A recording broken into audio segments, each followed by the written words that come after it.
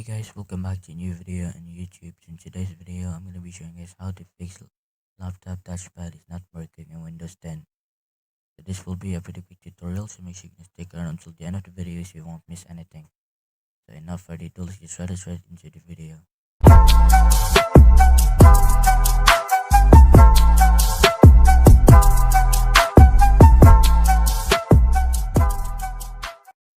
So the first thing you need to do is go into your start menu and click on the setting icon.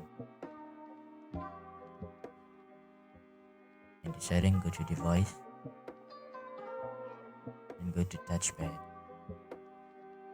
Make sure to turn the touchpad and uncheck the leave touchpad when mouse is connected. Uncheck that.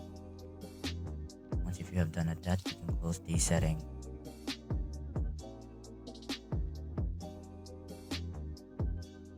So if it is still not working, go into your search icon and then go to control panel.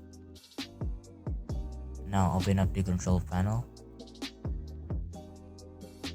and then you're gonna go and click on the view vibe. Make sure to put it to large icon. Once if you have done that, go into the device manager.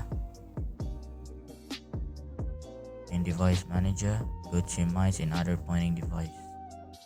You will see here two mouse driver.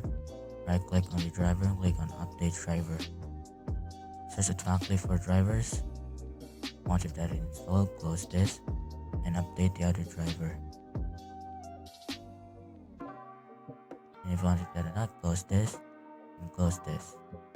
So try to restart your PC if it isn't working. I hope the video helped and I will see you guys in the next video. Peace out.